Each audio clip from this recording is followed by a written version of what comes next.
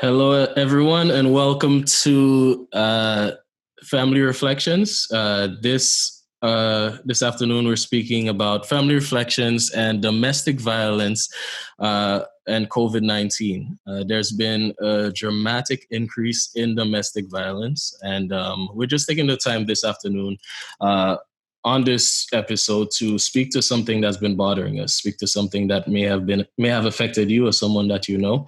On the line with me this afternoon, I have Neva and Kendall. Say hello to the people. Hello, good evening to everyone, and I hope that everyone is keeping safe during this coronavirus pandemic. Hi, good evening, everyone. I would like to echo Mr. Kendall's sentiments. Stay safe, people. Stay inside if you're not needed to go outside. All right, very true. On my end, my name is Kelly Emanuel. If you don't know me, I played Owen Marshall in Nana's Paradise, and you also know me from other films, and some of which where you probably didn't recognize me because I was a little child. But this afternoon, we're speaking to something that's relatively serious. Neva and Kendall, can you just give the people a short introduction to who you are and your background and kind of how you came across social science and social work? So my name is Kendall, as you have indicated, and I am someone who believes that we all have a responsibility as human beings to contribute positively to the advancement of any society.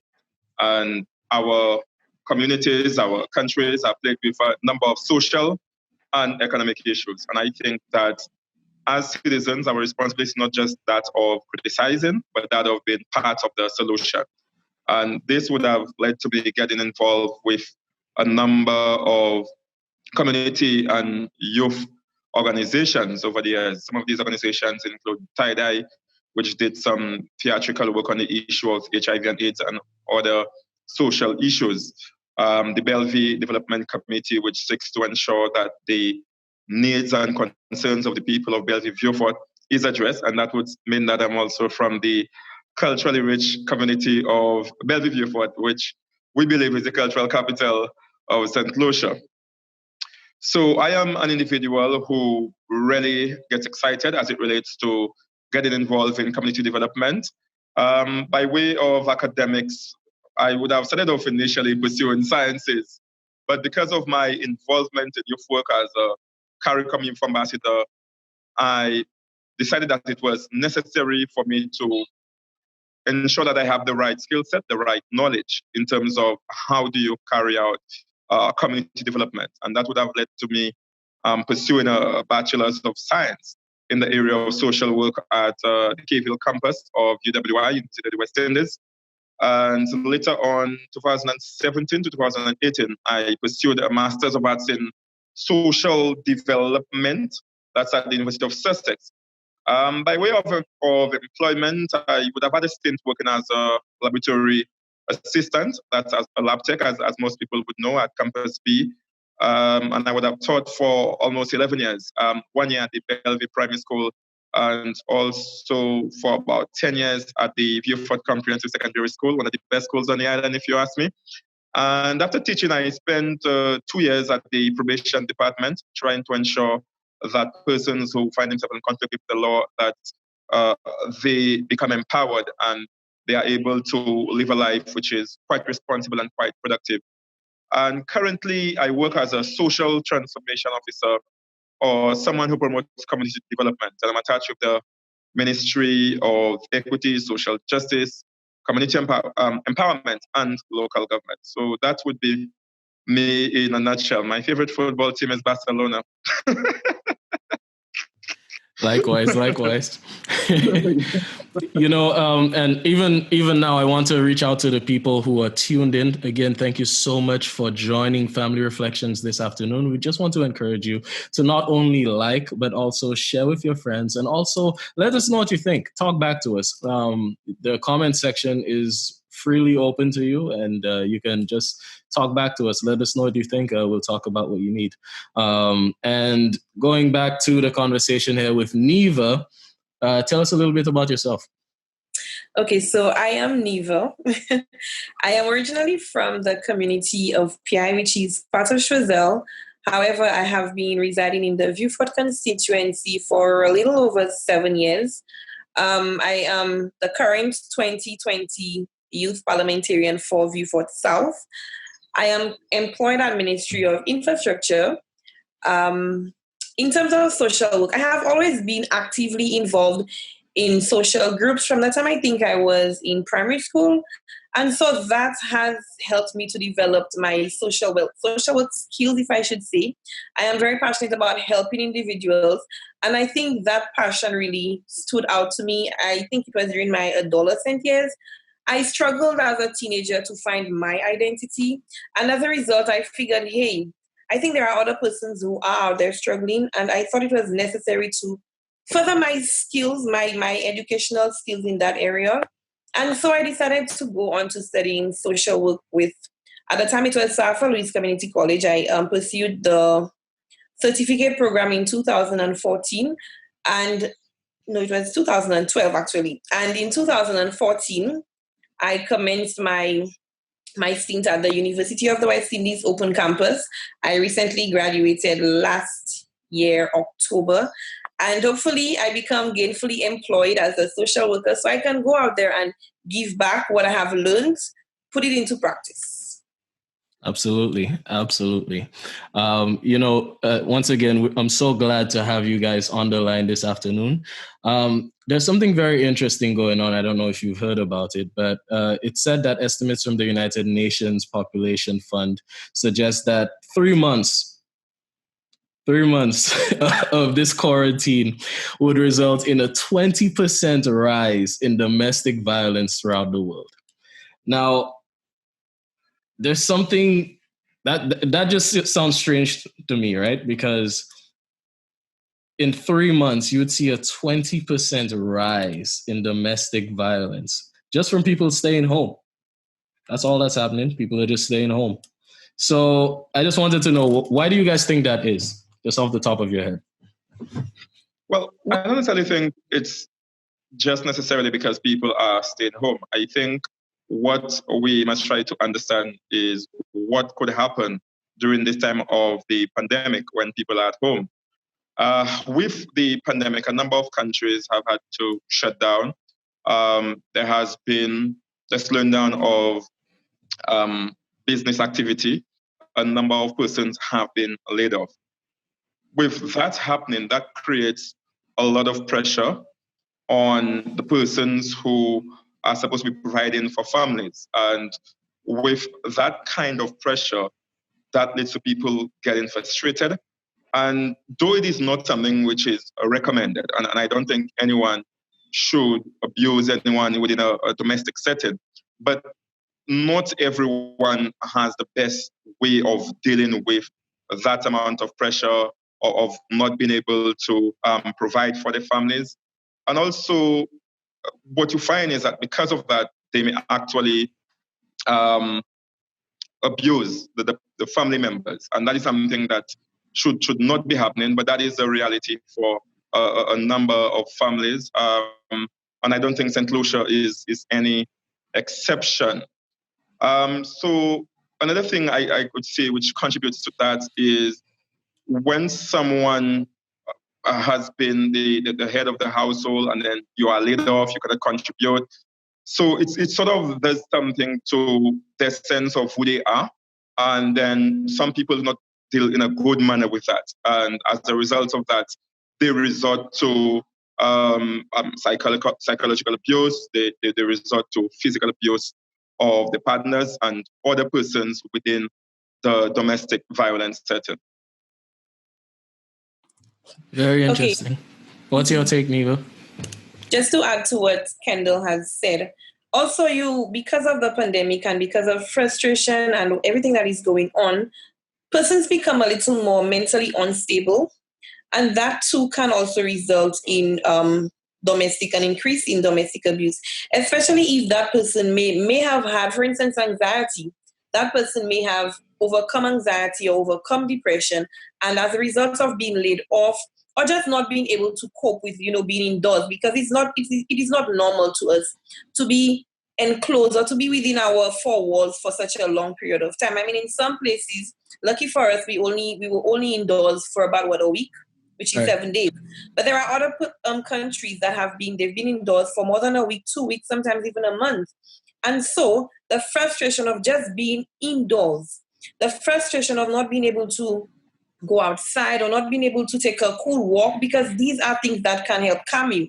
And you're not able to do that. And so your frustration increases, your mental health also declines. And so that could also result in an individual leading to domestic violence. So it basically, so you're not able to do you.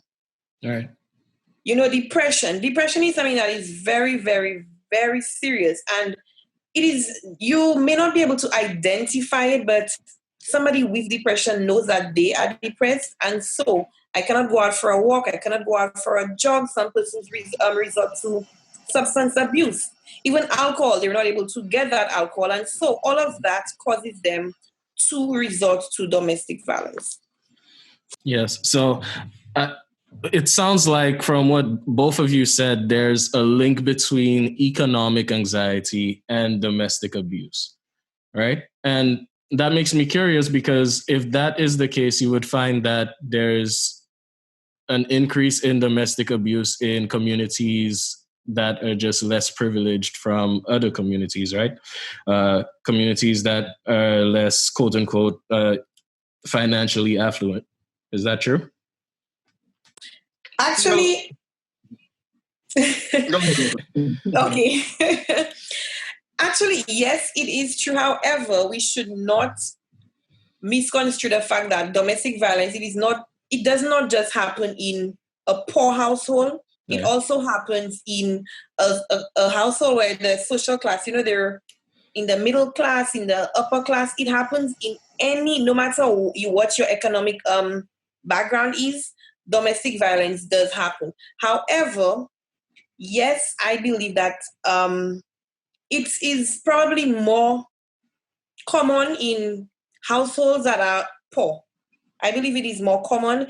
And I actually read something today by, I cannot remember the author, but he was saying that he showed the link between economic anxiety and domestic violence, and why why economic anxiety would lead to domestic violence. So I believe that yes, it does lead to domestic violence. However, domestic violence happens in any social class.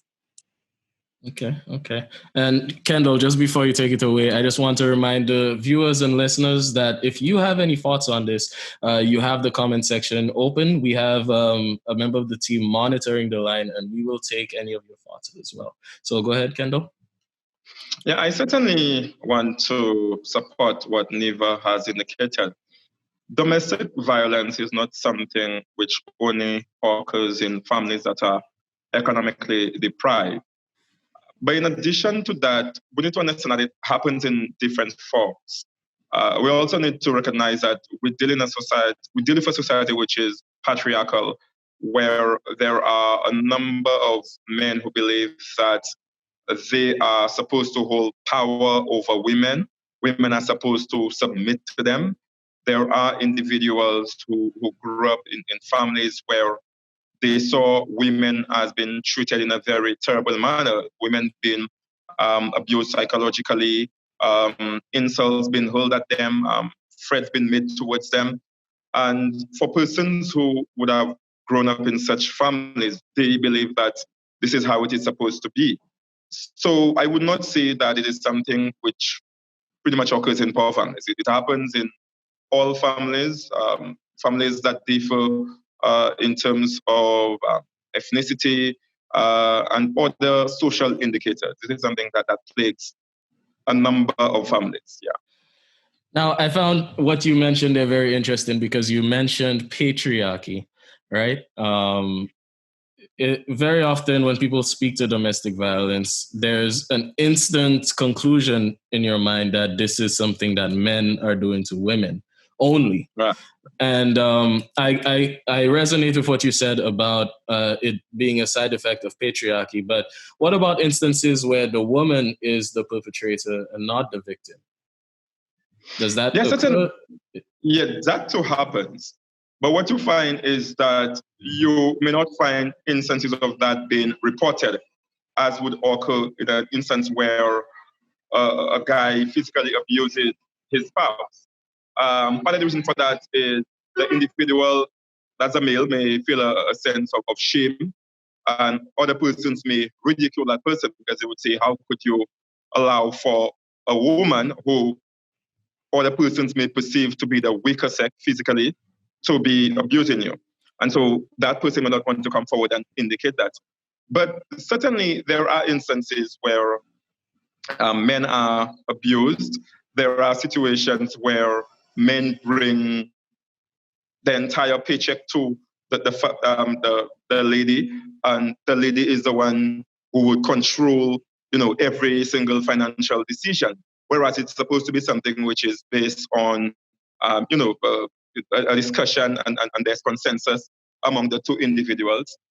So men too are victims of psychological abuse. There are instances where you find that women may say things to men which is quite intimidating. They're also victims of emotional domestic abuse, where the women would say things to them that allows for them to suffer from a low self-esteem or low self-confidence. So these things happen. It's just that with instances where men are the perpetrators, sometimes what you find is that it is usually in the form of physical abuse, and the effects of that are very visible. And it is something that society tries to respond to immediately, considering the impact it has. But it happens in terms of women actually being the perpetrators of domestic violence. But by and large, men would be, the main perpetrators. Interesting. Just to add to what Kendall has said, Keddy, also I think, we live in a society, a St. Lucian society, where our men they're raised to bottle up their feelings. And in addition to the shame, they feel emasculated. They feel, why should I go out there and talk about what my wife or my girlfriend is doing to me? So they bottle all of that up.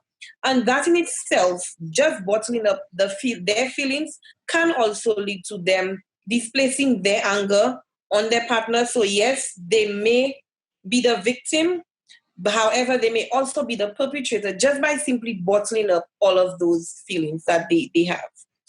So if I understand you clearly, you're basically saying that the mishandling of being a victim can evolve into perpetration, right?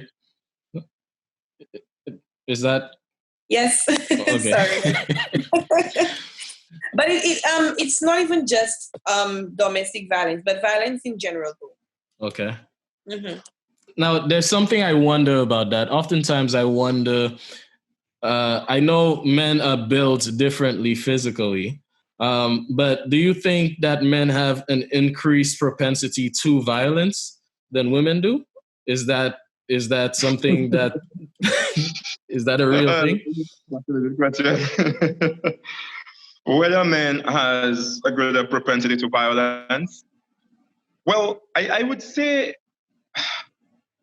if it is physical violence, I think one would stand to reason that if all other things being equal, that I see myself as being bigger and stronger than you are, and then you have done something which displeases me, then I believe I could exert my power over you and express it in the form of hitting you or punching you. So I would say from that perspective, one could say that there is a disparity in terms of physical strength between men and women. Also, like I said, we must understand the culture in which people are growing up. And if it is one where men are seen to be more powerful than women, men are supposed to be privileged over women, then clearly a lot of men may feel a sense of possession of women that they are supposed to be in a relationship with. So, to an extent, one could say, based on what we see in society, if you examine the prison population, if you examine the persons who are placed on probation for these sorts of assaults that refer to domestic violence or physical assault, it is usually men that you would find outnumbering females.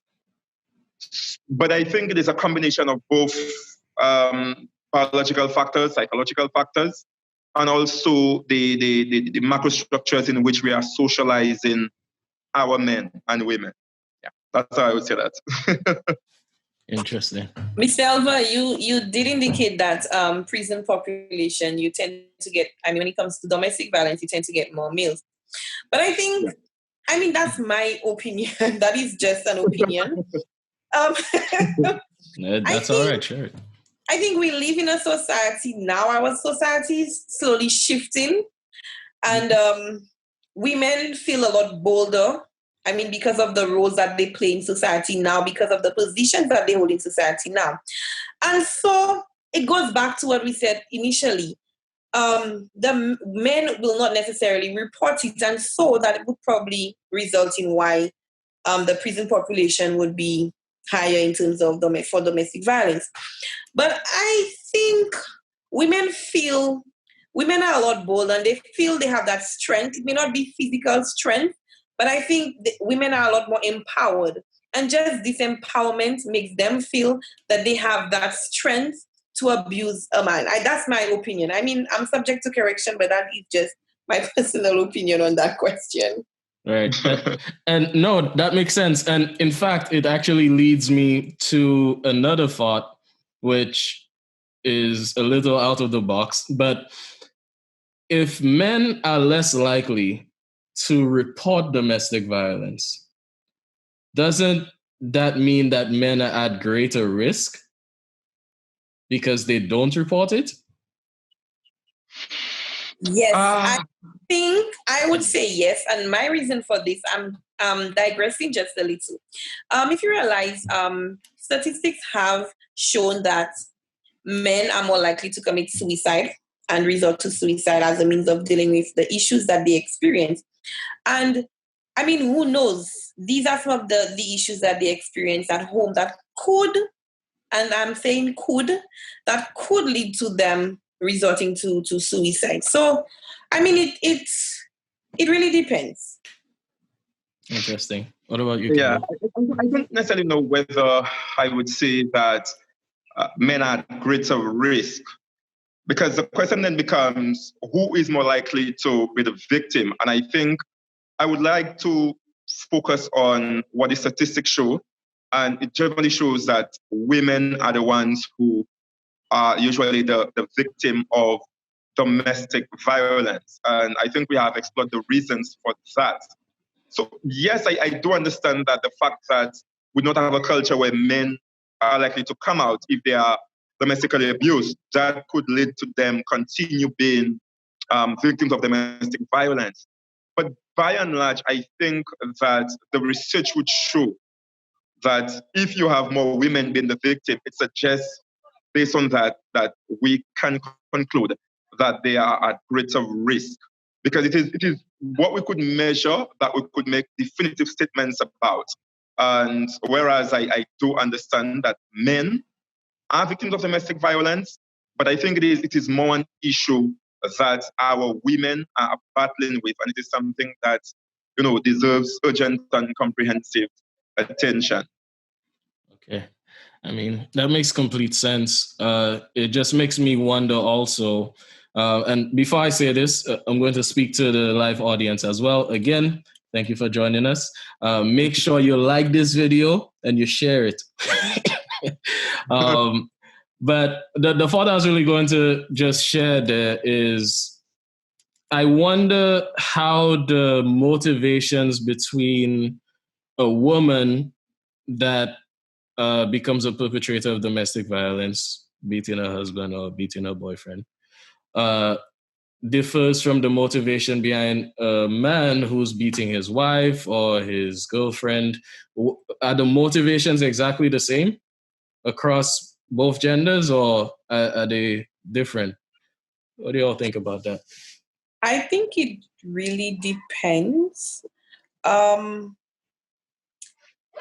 you see, with domestic violence, there are so many factors that are to be taken into consideration. And I think Mr. Elva pointed that out earlier. One being poverty, or just an individual in the household being the main breadwinner. Also, and it goes both ways. It could be either the male or the female. You know, there are persons who were raised in domestic homes, domestic abuse homes. They were exposed to it, and as a result, they in turn they grew up doing exactly that because to them it seemed normal. So the motives really, it really, I wouldn't say a male's motive differs from a female's motive. It balances out, if you ask me. I mean, it really to me it balances out because I can be a female and I grew up seeing my mom being abused, and a male grew up seeing his father abusing his mother, and to him that's what is love, because that's what he knew love to be. And so that resulted in him now abusing his girlfriend or his wife. And also a woman may stay in and take the abuse because to her that is what she knew as love. So she saw it, she thought it was normal, that's the norm, and so she sits and accepts it. And also she thought it's normal. She saw her mom abusing her father, so she thinks, hey, that's the norm, let's carry on with it. And I mean, you really cannot blame these persons. This is how they were raised. Interesting. Yeah, I don't really know that their motivation. I think it's situational. It depends on the individual. It depends on the triggers. And it could vary from person to person. But at the heart of it has to do with there being a power imbalance. At the heart of it has to do with exercising control over the other individual. And there are different things that may motivate an individual to seek to gain a greater degree of power. And that is coercive power, or power to really cause harm, cause pain, whether it is physical or psychological or emotional. So I think based on that, I don't necessarily know whether men are biologically wired to want to exert themselves over women more. I think that is something which is up for debate. So what I would say, it depends on the situation, it depends on the individual. But at the heart of it is just that certain individuals believe that they own other persons, they want their ways to prevail. They are not able to exercise emotional intelligence. And that is why they somehow resort to domestically abusing another individual. Yeah. So, one word that you mentioned there that really stuck with me was power, right? You said oftentimes in those situations, there's a power imbalance. And from what you're both saying, that power imbalance can come from financial, or it can come from just a physical thing, or physical differences of strength. Also, psychologically, when you consider the individual's self-esteem, self-worth. Because if somebody believes that, they are someone who is valuable, or someone who is important to society and others, what you find is that they are more likely to resist and get out of such relationships. But when you have somebody who does not think much of themselves, or people who are totally hopeless, these individuals are not the best at putting up a fight. I don't mean a physical fight. I basically mean finding means and ways to put an end to the domestic violence and empowering themselves to go forward. So that is how I would look at that particular situation. Right. And you also mentioned something there that brings me to another question. Oftentimes, I think it's oversimplified when people talk about the spouse or girlfriend or boyfriend in a violent relationship that can't seem to get out, can't seem to leave. And we get mad at that person and we judge that person. But why do you think those people a lot of the time just can't bring themselves to separate themselves from a bad situation, or even see that it is a bad situation? Okay. There are a number of reasons that persons remain in these situations, these domestic abuse situations. One of them being out of fear. The perpetrator may threaten them that if they leave, I will kill you. And I mean, it has happened before. Also, again, as a result of economic power. So that person may not necessarily be working, and that individual, the perpetrator, has been caring for that individual and the family. And so leaving them, again, it really boils down to, I mean, the person's self-worth. So if you feel like you're not going to amount to anything if you leave, then why leave when you're being taken care of? So it may seem as if, but somebody else might see your potential, but you may not necessarily see your potential, and as a result, you may stay in that's abuse. Also, in the name of love, like I said earlier, some persons view that as love. To them, this is what they know as love. Right. You have persons who came from child abuse, they grew up. So it really, a lot of factors have to be taken into consideration.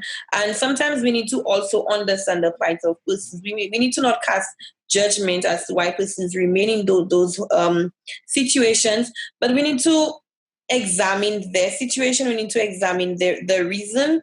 And sometimes persons really, I mean, the individual needs help. Both the victim and the perpetrator, they need help. So there are a lot of factors that are to be considered when persons remain in those homes. I guess Mr. Elva would elaborate a little more on some of these. Yeah, not necessarily elaborate. I think what has been shared is quite sufficient. But I also want to look at matters relating to the amount of support which is provided by governments, by civil society organizations. Like you have indicated, Neva, when people become victims of domestic violence, they tend to experience a state of helplessness. They experience low self-esteem. They really cannot see a way out of it. And our responsibility is not that of blaming them, but trying to see how they can best be empowered. And that's something that requires a very eclectic approach and something which is long-term. It can be expensive because for you to really ensure that someone could recover from instances of domestic violence, in addition to addressing the psychological issues, the psychological harm that this person has incurred, you now need to figure out, okay, how does that person make ends meet in a manner which is sustainable? And that is something I believe that government should really look into in terms of the amount of support that we expose these individuals to. Because at the end of the day, if the person is not able to get to a state of financial independence, they may find themselves in a relationship where they have to depend on a man who knows that that lady is weak financially and may want to take advantage of that person again. So we need to explore instances of how do we build the capacity of these victims so at least they become more marketable by way of finding jobs, or how can you empower them to create their own jobs. So it's a matter of rebuilding the person and connecting the person to opportunities that they could actually make the best use of. And if we could do that, then I think it is less likely that these individuals would return to these relationships. But I think we need to speak, even with regards to our education system, there are subtleties, there are aspects of the hidden curriculum whereby it sort of privileges men over women. And we need to unpack these things, we need to get rid of these things, and we need to generally promote a situation where women feel equal to men. Women do not feel that men are supposed to be the head. So So there are lots of things that would ensure for women to remain in these relationships. And we need to try to address it from several perspectives to ensure that we have women or persons who were once victims, that they are now in a state of empowerment and they could proceed forward and have a decent future. Do you think... Oh, go ahead, Neva. Okay. Additionally, Mr. Elva, I think one thing that we also need to, I need to put out there is that just by throwing that perpetrator in jail does not solve anything. The individual will come out a few years later and the individual will go back to abusing somebody else. And so I believe the support services also need to take into consideration intervening on the perpetrator's behalf, because I think obviously there is an underlying issue there with that person that has caused them to go out there and abuse somebody else. And so it is important to get them the help that they need so that this does not continue in another relationship. Yeah, certainly.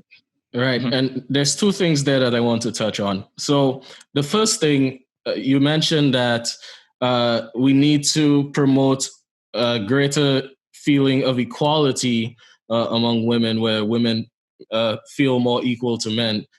In 2020, do we still believe there's still women that don't feel that they're equal? Is that still something that we still need to address?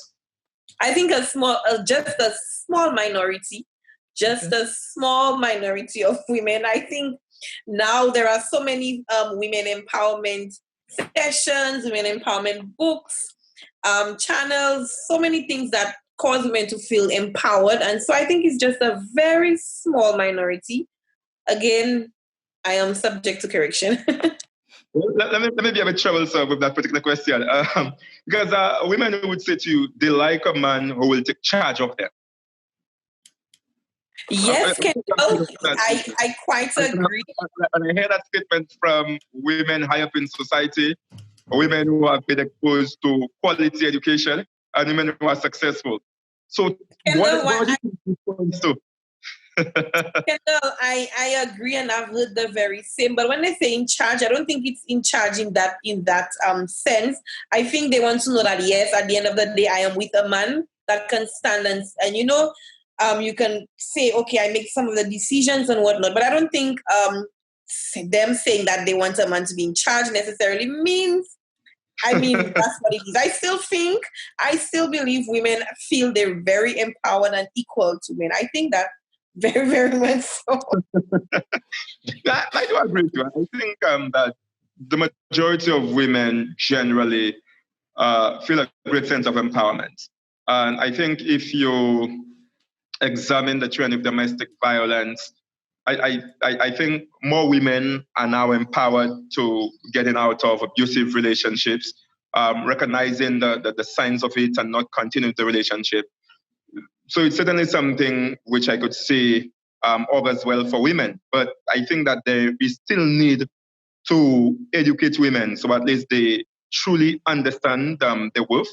And it is not one which is supposed to be subjected to that of a man, because there is still, you said it was a minority, but for every one lady which is violated, that to me is one lady that should never be violated. That is a case that should be addressed. So I think that we should come to a rest when domestic violence is something which is of the past and women are not victims of domestic violence. So there is still a need to ensure that our women are taught their worth and they are given the skill set, the life skills to ensure that no individual will take advantage of them in a relationship.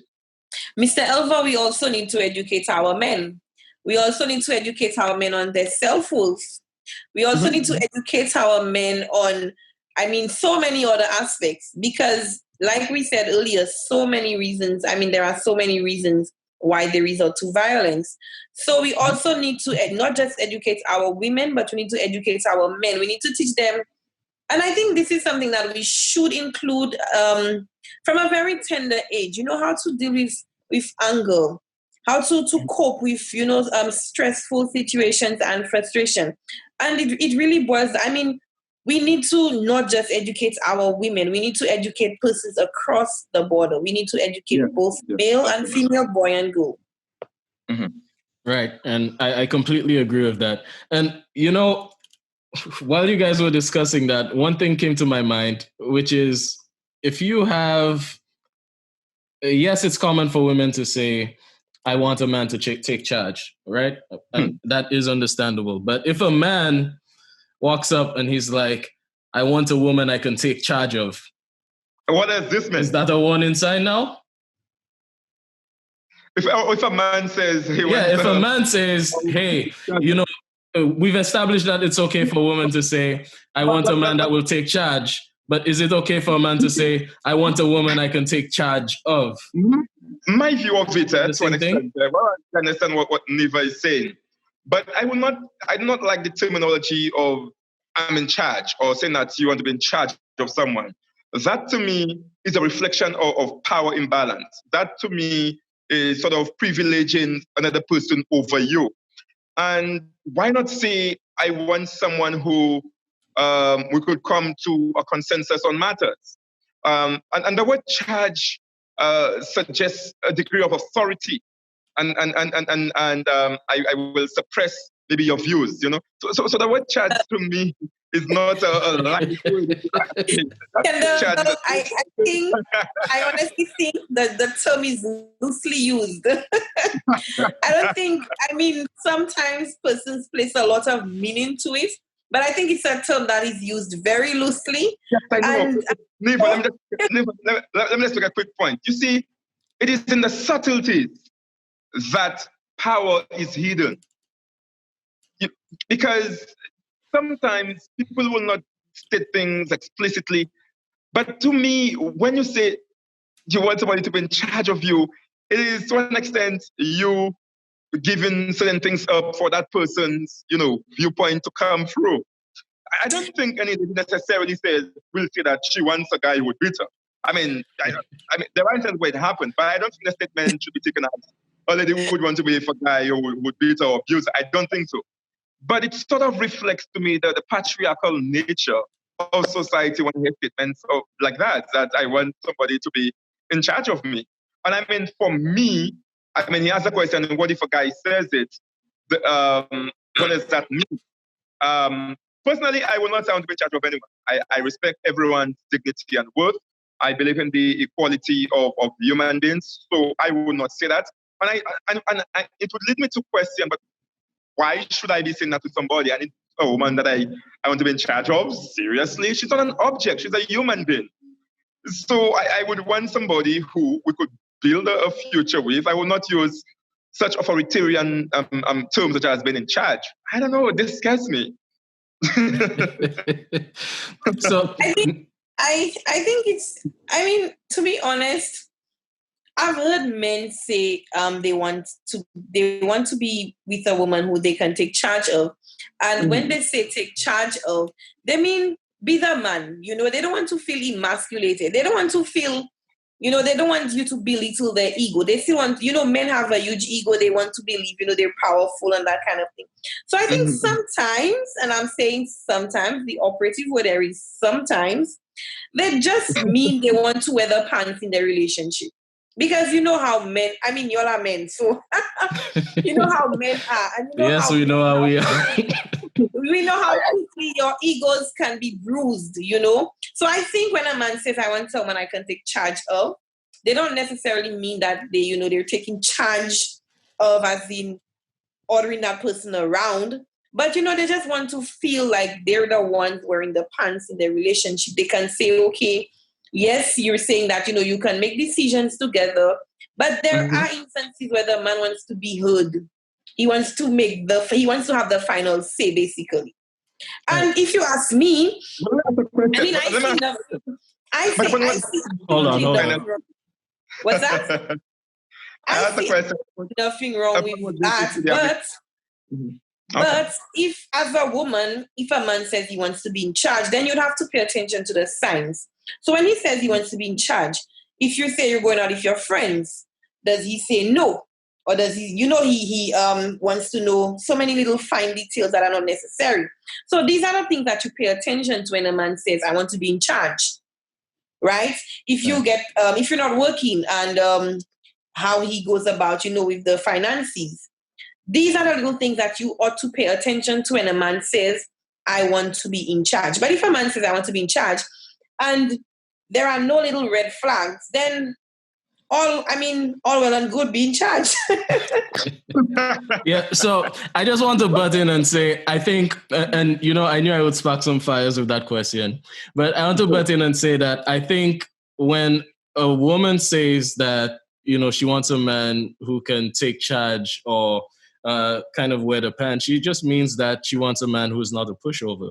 Somebody who has opinions that he can share, somebody who can lead in a way that includes her own qualities, in a way that is not overly assertive, but is still a strong leadership and dependable, reliable person that she can partner with, right? I don't have an issue in terms of the red flags that Neva indicated that we need to look out for, or the way you're explaining it. But then I would say that, yes, we have to look out for the signs, but that kind of term itself of saying, I want to be in charge,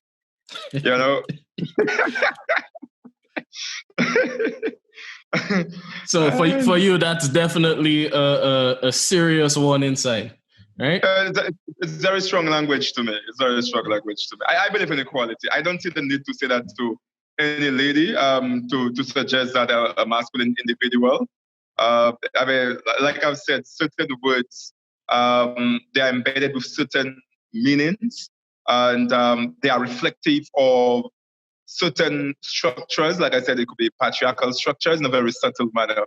And when I hear the use of such terms, I don't think that we should say that there isn't a degree of wanting to assert power or for your views, to be the one which is more dominant. So when we say these things of charge, I'm in charge. If I say I'm in charge of something, you know what this means? Right. You say what goes, right? Yeah, to an extent, it carries that with it. But I clearly understand. I mean, every guy who says that, or every lady who says that, she needs a guy to be in charge, that she necessarily needs a guy to overpower her. I fully understand the nuances of what Niva was presenting. So I clearly understand where she's coming from, and you also. All right. So here's the thing. I want to branch out of this a little bit and discuss children in these relationships, because when I played Owen Marshall in Nana's Paradise, there was a scene where I'm studying in a little distance away from my home, and my brother comes and calls me, and he's like, Owen, pa bitma, right? And then I take off running behind him, and my siblings are outside of our house, and they come to me looking for help as the eldest brother. And we run into the house. When we get into the house, my mother in the film, her face is, bruised up. She has blood all over her shirt. And I can tell you, even though I was acting that part, I was very upset. After the cameras were shut off and the scene was done, I was so upset I had to go outside and just relax and just get myself together, because the emotions you feel in that moment are real, right? When you just really get yourself into the role. So my thing is, in cases where children are in the middle of these relationships and children see their mothers beaten or they see their fathers abused, what should the child do? What does the child do? Especially a child who is now coming of age and becoming physically strong enough to rise in defense, Firstly, I would say children react differently to domestic violence. It really depends on how they perceive the violence. It depends also on how the extent of the violence. So based on experiences, traumatic experiences, how traumatic the violence was to them. Children who are growing, who are of age, where they have a better understanding of the situation, I think it's important to get help. It is very, very important to get help, because that moment right there, or that situation, or the few times that the child has witnessed it, can shape their behavior as they age. And so I think the best thing to do is to seek help from somebody. It could be a teacher, it could be the school's counselor, it could be an auntie, it could be an uncle. But it is important to seek help, because it will have a direct effect on that child. Although there are instances where children, they don't necessarily show any behaviorism, any issues when it comes to behaviors as they grow old. Nonetheless, a great majority of them have issues once it is not resolved. All right. So, Neva, do you think then that it's okay, or can be even a little justified, when, let's say, a young man sees his father, beating up his mom, and he rises up to defend her? Is that justifiable in any way? Is there? What would you tell him? Honestly, I don't think it is. I mean, in the heat of the moment, it may seem like the right thing to do, but it can have consequences. I mean, the father may lash out on that child, even though you're 20 or 16 or 17, the father may lash out on that child. So I think it has to be something that you carefully examine before you just stand up to that father, because out of anger, he may not necessarily mean it, but in the heat of the moment, he may lash out on you. And it may worsen the situation. It may get you to be even more angry. So I think the best thing to do, I mean, if you are of age and you're witnessing something like that, just call 911. Like, you just call the police, you call for help. Mr. Elva, I think his professional expertise would. A couple of things. I think my phone may die shortly, Mr. Emmanuel. Yes, I do not know. Well, if your phone dies, don't worry about it. Me and Neva can continue the conversation. Okay. Yeah, don't worry about it. I think I'm at 1% at this point in time, which is terrible. Yeah. I mean, my view on it, like Neva has indicated, it's always better to seek help. And I don't think I necessarily encourage anyone to physically violate another person.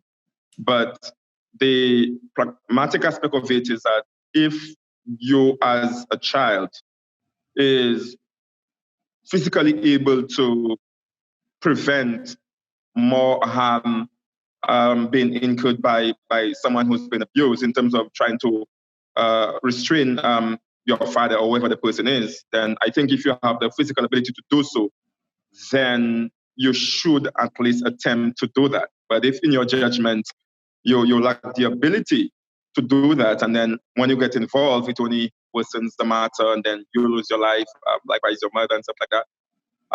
But then the best thing would be to try to dissuade him, try to talk him out of what he's doing as a child, to me. And then, you seek help as Neighbor has indicated. But I would not necessarily say that a child is supposed to jump on a father who's just beating up, the mother, and start to fight. But then if, you have because there are some children, who maybe 17, 18, who do have the physical ability to restrain another person from, hitting another person. So if you have that ability, then you should, maybe try to do that and talk to the individual. Yeah, that's how I say it. Okay.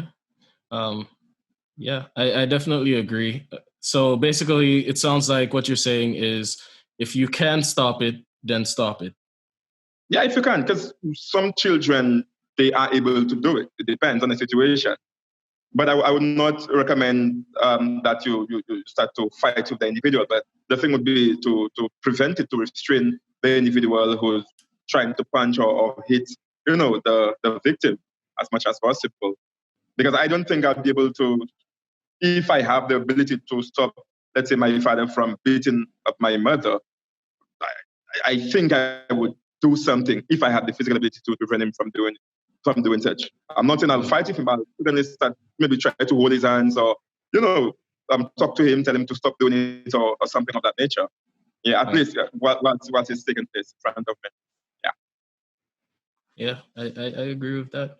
I definitely agree with that. My next question and the next thing on my mind is, oftentimes we treat an abuser as always an abuser. If you abuse once, that is what you are, that is what you do. Is it true that once an abuser, always an abuser? If somebody go ahead. Oh, I was just saying, that's a tricky question. if the person, if it happens and the person gets the help that they need, then that individual may not necessarily resort to abuse again. However, if intervention is not sought, if the person does not receive the help that he or she needs, then chances are that person will continue. I mean, you have to stop the individual. So sometimes, yes, it happens once and it never happens again. However, sometimes if you don't get it, that is why I stress on the fact that I think it is very important to get help for the abuser. The abuser needs to get the help that they need. Until then, the chances of that person continuing the abuse they're likely to continue the abuse. So I believe it is important for them to get the help. However, sometimes you have persons who get the help and they may get something that triggers them and they resort back to the abuse. But I wouldn't say once an abuser, always an abuser. I believe it is important to get help if you are to discontinue that. Because again, like I said earlier, and like Mr. Kendall said earlier, there is an underlying issue as to why an individual resorts to domestic abuse, to abusing their partner. And so unless you get to the root of that, then the chances of you continuing that abuse is most likely. So let's bring it home, right? Let's make it a little more personal. Let's say you have a sister, right? You have a sister who has a boyfriend or husband who hit her, right? And he hit her one time, right? There was one really bad argument and then he just lost it and he grabbed her and did something stupid. He goes and gets help. Would you tell her to make amends and get back into the relationship? Or is it, he hit you? That's it. That's the end. I cannot tell her to leave or to stay. I mean, it really depends on how she feels about it, whether she believes that the individual has changed. My advice to her would be to be mindful if she does stay, to be mindful, to pay attention to any red flags. And if anything raises your alarm, then hey, you should leave. But I cannot sit and say, as a professional, if I am, when I become a social worker, I cannot sit and say to a client, you should leave your partner because you're abused. I cannot say that. I will definitely encourage you to get the help that you need. I will link you to the necessary resources. However, I don't think I would just come to you and say, leave. Because, there are relationships, and I know a lot of relationships where persons, they have had physical fights and physical altercations during an argument, and they decided to stay, and that has never happened thereafter. And so to tell somebody to leave, I would just give them the best advice and to ensure that they get the help that they need. But I wouldn't necessarily say leave or stay. That's my personal view. All right. It makes sense to me. Unfortunately, we've come to the end of our time. We knew the time would pass quickly. I know. Thank you to every single person who is on the live watching us right now. We've had a great conversation with you all. You can tune in the next 2 weeks. Family Reflections is a bi-weekly event where we talk about what we want to talk about. And we're looking forward to talking to you in the next 2 weeks. Tune in. See you guys soon. Have a good one. Thank you. Bye-bye.